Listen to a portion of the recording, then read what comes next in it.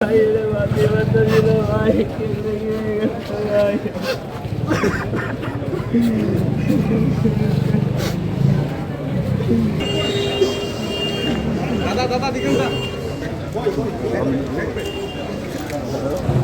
রাত 8:20 সময় শাহজালাল বিজ্ঞান প্রযুক্তি বিশ্ববিদ্যালয়ের ভাইস চ্যান্সেলর মহোদয়ের মাধ্যমে সংবাদ পাইকে উক্ত বিশ্ববিদ্যালয়ের একজন ছাত্র লোকপ্রসন বিভাগের একজন ছাত্র আহত অবস্থায় গাজী কালু টিলার ওখানে আহত অবস্থায় পড়েছিল। ছাত্ররা তাকে হাসপাতালে আছে। তাৎক্ষণিকভাবে আমরা হাসপাতালে ছুটে আসি, এসে দেখি সে শারীরিক আঘাতের কারণে মৃত্যুবরণ করেছে।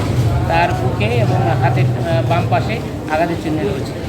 তো এখন কি শনাক্ত করতে পেরেছেন কিনা কী কারণে এই ঘটনা বা কোনো মামলা বা আপনার তদন্ত নিয়েছেন? আইনগত ব্যবস্থা এখনও প্রক্রিয়াধীন। বিশ্ববিদ্যালয়ের ভিতরে একটি ঘটনা ঘটার কারণে আমরা তাৎক্ষণিক আইনগত ব্যবস্থা গ্রহণের জন্য এবং কারা ঘটিয়েছে বিভিন্ন তদন্ত করার জন্য আমরা তদন্তে নেমেছি। ভিতরে নিয়ে গেছেন।